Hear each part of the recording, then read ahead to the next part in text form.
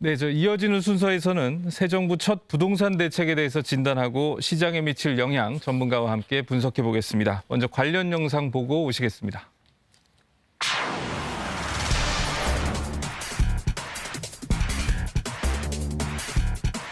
세제, 금융 지원과 공급 확대 등을 통해 하반기 임대차 시장 불안 요인에 선제적으로 대응하고자 합니다.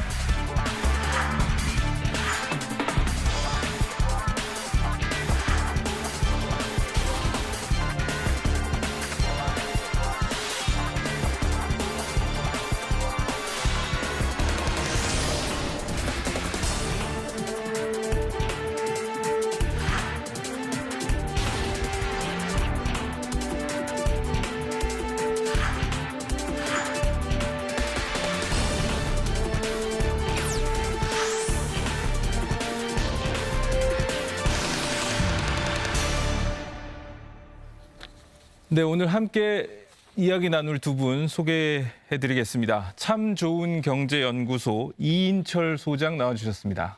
반갑습니다. 네, 한국투자증권 자산승계연구소 김규정 소장 함께해 주시겠습니다. 네, 안녕하세요. 네.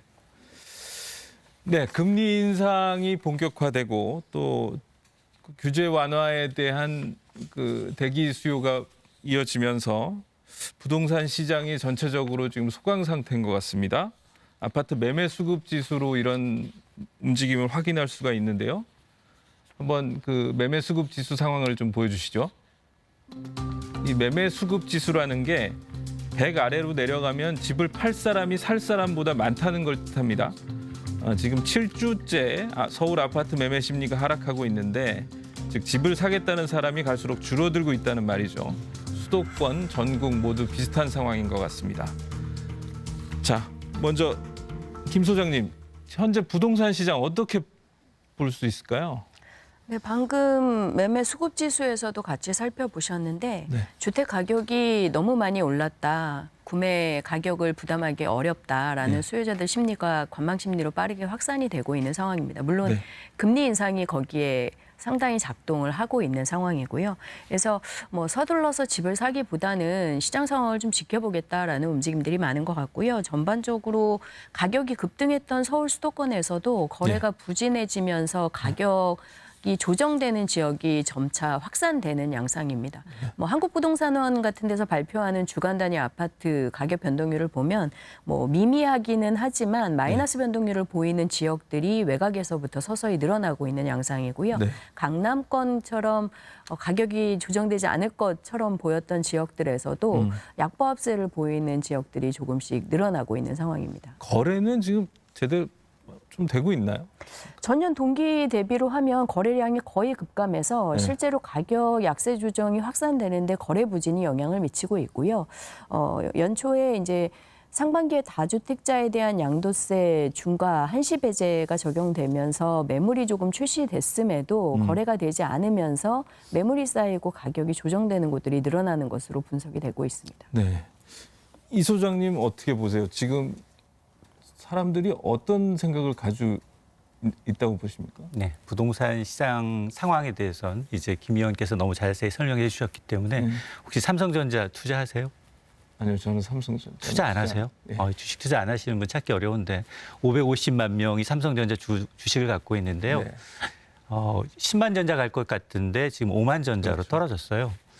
주식이 전 세계 주식이 비슷합니다. 네. 고점 대비 한 20-30% 빠졌어요. 예. 근데 코인은 더 빠졌어요.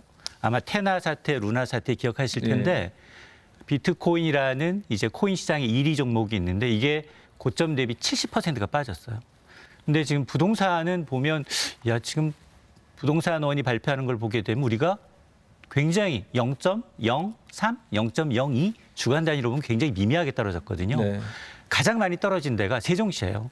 세종시는 지금 주간 단위로 48주가 떨어졌는데 그래도 올 초부터 이제 이 하락률을 보면 두 자릿수가 안 됩니다. 네. 이 얘기는 지금은 그동안은 사실은 이 부동산 시장은 매도자 우위 시장이었어요. 네. 정말로 매도자가 내놓으면 정말 공급이 따라주지 않으니 매수자들의 경우에는 정말 매도자의 그 내놓은 가격을 그대로 물려받는 형국이었다면 지금 시장은 많이 반전이 됐다. 예. 전 세계적으로 풀린 유동성이 이제 급격하게 이제 다시 이제 회귀가 되면서 지금 투자자들이 그동안 뭐 영끌했던 그리고 내 생에 집을 못 사겠다라고 생각했던 20, 30대들이 좀 자제하면서 상당히 이제 앞으로 더 떨어질 것에 대한 기대감, 앞서 이제 매매 수급 지수에서 100을 밑돌았다는 얘기는 관망세로 돌아섰다. 전반적으로 매매 시장도 그렇고 그리고 이제 전세 시장의 경우에는 이중 가격이 형성이 되고 있어요. 무슨 얘기냐?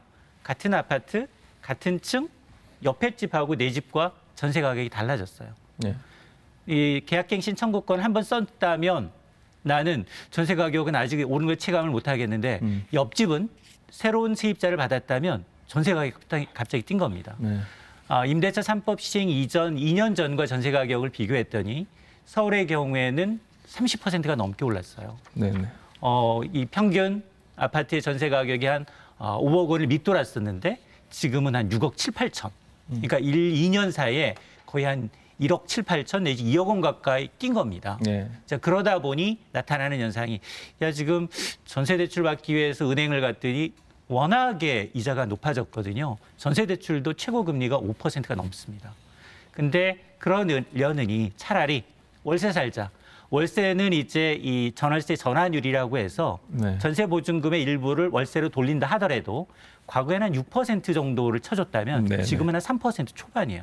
그러니까 차라리 세입자 입장에서도 높은 전세 대출 받느니 차라리 월세를 내자. 이런 트렌드가 가속화되면서 2달 연속 월세 비중이 전세를 웃돌고 있는 게 네. 현실입니다. 이 소장님이 지금 저희가 할 얘기를 쭉 그냥 맥락을 짚어주셨는데 일단 하나하나 짚어보겠습니다. 그 임대차 보호법 시행이 이제 2년째가 되면서 말씀하신 대로 전세 시장의 불확실성이 높아지고 그래서 전세값이 급등하는 거 아니냐 불안감이 나타나고 있습니다. 실제로 뭐 이 소장님은 전세값 이미 많이 올랐다고 말씀하셨는데 김 소장님 어떻습니까? 전세 시장 지금 불안합니까?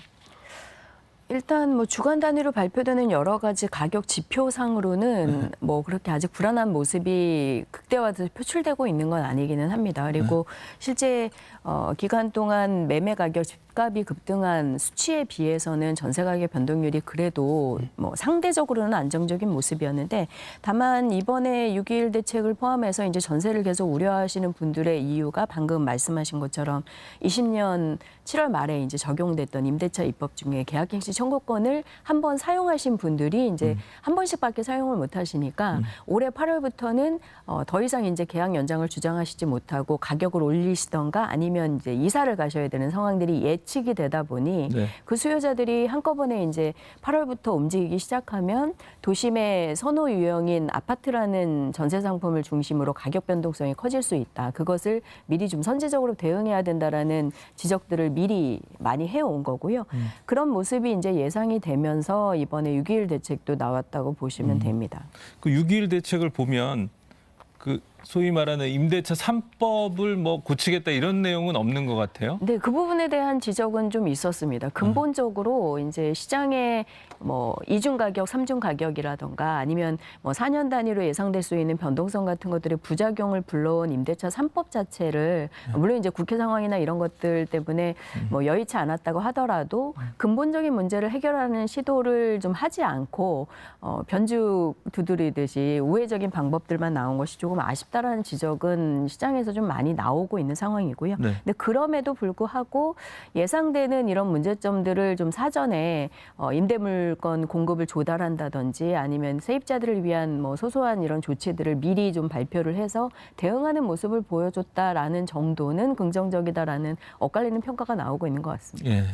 이 소장님, 그 6.21 대책을 보면 그 집주인한테 좀 혜택을 줘서 유도를 하겠다. 세를 많이 안 올리도록. 그다음에 또 뭐 전세 물량도 내놓게 하고 이렇게 좀 혜택을 줘서 그 유도하는 쪽으로 아마 방향이 맞춰진 것 같은데 어떻게 평가하십니까? 맞습니다. 새 정부의 첫 부동산 대책이 뭐 공급도 아니고 세제도 아니고 임대차 시장 안정이에요. 뭐 시기적 타이밍상으로 어쩔 수 없다. 여소야대 국면에서 임대차 3법 개정도 어렵고 그렇다고 폐지는 더더욱 어렵습니다. 그래서 이걸 어떻게 보완할 것인가. 말씀하셨던 것처럼 3년 차 분기점이 되고 있기 때문에 어떻게 하면 이 전월세 시장을 좀 안정시킬까에 초점이 맞춰진 고육지책인 것 같습니다. 그래서 투 트랙인 것 같아요. 하나는 집주인들이 조금 오른 시세만큼 받지 못하도록 전월세 상한제를 준수한 사람한테 착한 임대인, 상생 임대인한테는 좀 혜택을 더 주고 네. 당근책을 제시하고 그리고 오른 전셋값을 이제 감내하지 못하고 전월세로 전환하신 분들은 실제적으로 주거 비용이 늘어나거든요. 이분들에 대해서는 각종 세제 혜택을 좀 주겠다. 네. 전세 대출도 좀 늘려주고 이런 대책을 갖고 있는데 전공법은 사실은 아니죠. 전셋값을 잡아야 되는 건데 지금 그러기엔 시간이 너무 없고 또 그다음에 일부에서는 8월 되면 전세 대란 날 것처럼 얘기하지만 실질적으로 세입자 입장에서는 마음이 급해지거든요. 네. 날짜가 가까워지면. 그리고 집주인 입장에서도 적어도 전세 만료 6개월 전에 통보를 해야 됩니다. 네. 나는 이 정도로 전세금 올려받을 테니까 준비해라. 아니면 이사를 가주십시오라고 얘기해야 되기 때문에 세입자 입장에서는 지금 전세 가격이 지금 2달 정도 남았잖아요. 8월. 그러면 그 이전에 이미 이제 집을 구했거나 아니면 이제 외곽으로 빠지거나 아니면 이제 다른 어떤 대안을 찾았기 때문에 전세 대란은 기우이겠지만 그럼에도 불구하고 정부가 가장 이제 초점을 맞췄던 건 임차인들의 주거 비단을 어떻게 하면 좀 줄여줄까에 대해서는 여기저기 아이디어를 좀 짜냈다. 고육지책이다라는 생각이 듭니다.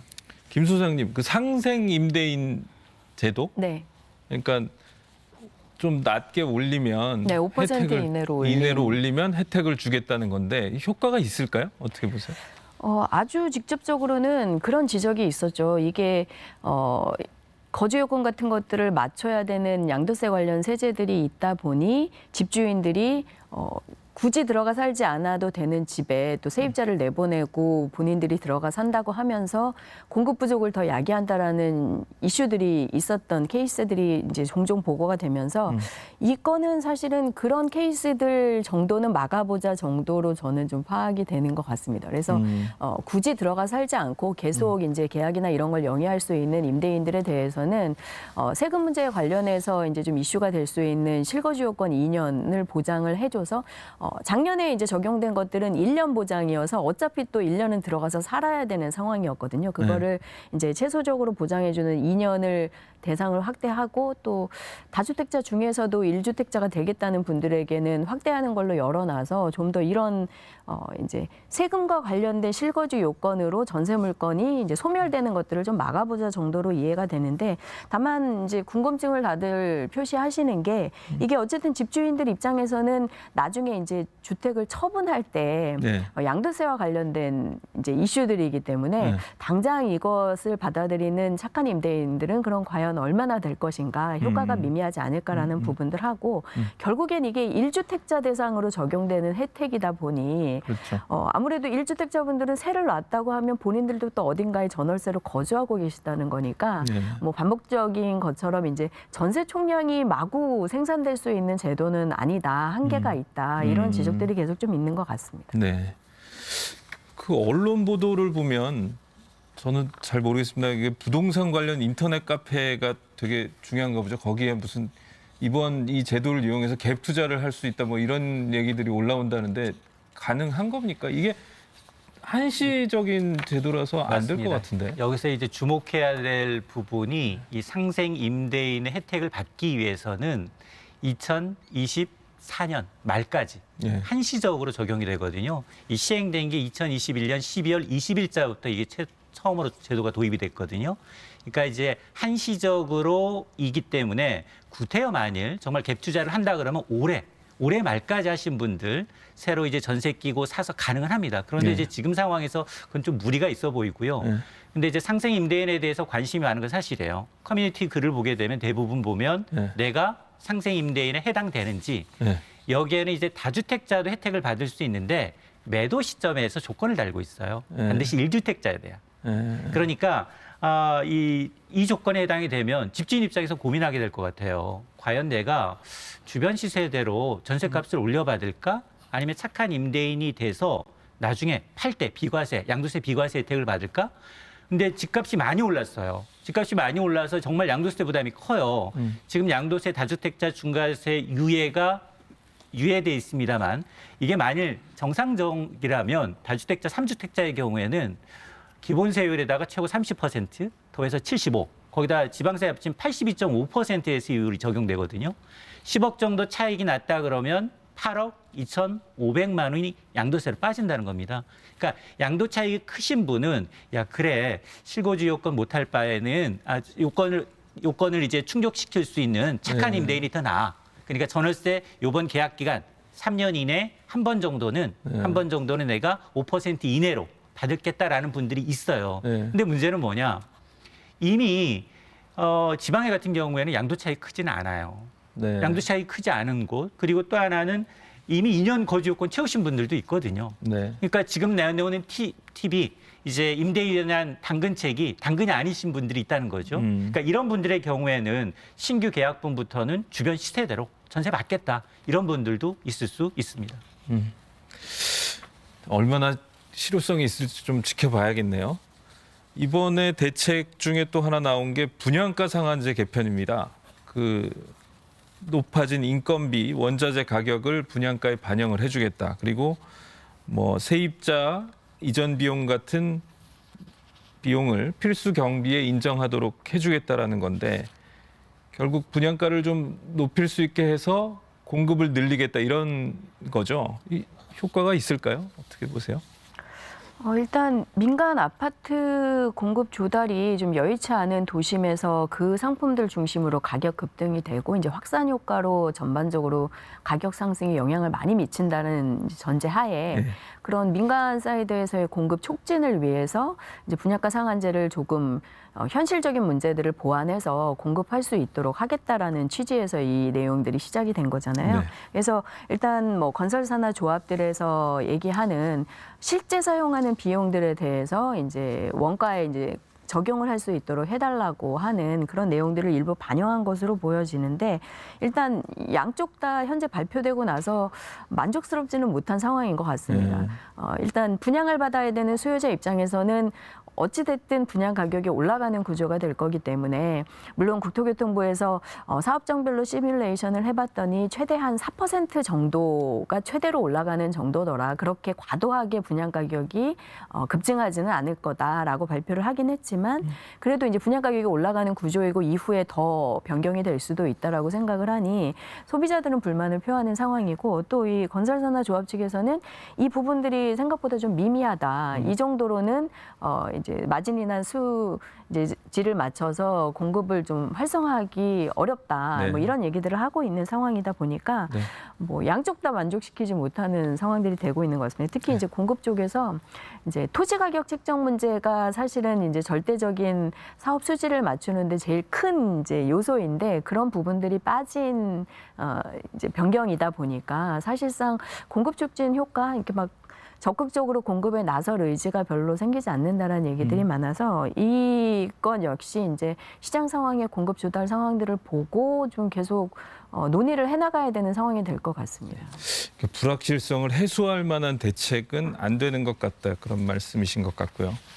이 소장님, 하반기 부동산 시장 뭐 예측하기 지금 상당히 어려운 상황이긴 한데 어떻게 하방 리스크가 더 크다고 보시나요? 아니면 좀 버틸 수 있다고 보시나요? 저는 하방 리스크가 더 높다고 봐요. 일단은 전 세계적으로 지금 투자 자산이 이렇게 실물 자산까지도 위축되고 있고 금융 위기, 실물 경기가 동시에 오고 있거든요. 그러다 보니까 위험 자산에서 돈을 빼는 속도가 점점점 빨라지고 있어요. 그래서 금리가 또 오르고 이런 것들이 굉장히 부담이다. 물론 현 정부의 부동산 정책이 과거 이제 정부의 이전 수준으로 완전 복귀하는 거고 세금뿐만이 아니라 대출, 세제, 뭐 여러 가지 청약 규제부터 해서 다 푸는 거지만 그럼에도 불구하고 지금 시장 상황을 이겨내기에는 악재가 너무 많다는 거고요. 다만 좀 불안스러운 건 뭐냐. 사람들이 주거 진접성이 좋아서 살기를 원하는 서울의 경우에는 입주 물량이 2024년까지 계속해서 부족합니다. 네.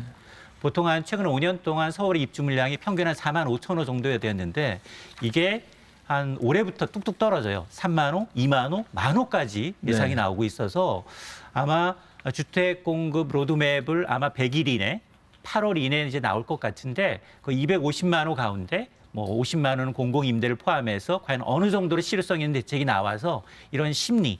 왜냐하면 일부 지역 전반적으로 부동시장이 다운돼 있지만 현금을 갖고 살 수 있는 일부 지역의 경우 서울도 25개 자치구 가운데 서초구는 여전히 강세예요. 여기는 3.3제곱미터당 한 평당 이제 1억을 호가하는 곳이어서 이런 곳의 수요가 여전히 있다라는 얘기는 현금을 갖고 이제 부동산 시장에 진입하려는 수요는 있다는 거거든요. 그래서 아마 이런 이제 약간 국지적인 얘기긴 하지만 불안 요인은 남아 있지만 전반적으로 호재보다는 악재가 더 많은 상황입니다. 네네. 시간이 좀 아쉽네요. 오늘 두 분 말씀 여기까지 들어야겠습니다. 두 분 말씀 잘 들었습니다. 네, 경제 위기가 휩쓸고 지나가면 결국 큰 피해를 보는 건 서민과 취약계층인 경우가 많았습니다. 열심히 그리고 묵묵히 일하는 사람들이 피해를 보지 않는 그런 사회를 기대해 보겠습니다. 저는 다음 주 일요일 아침에 다시 찾아오겠습니다. 시청해 주신 여러분 감사합니다. Freshman in New York, see me walking down Fifth Avenue, a walking cane here at my side. Take it everywhere I walk. I'm an Englishman in New York.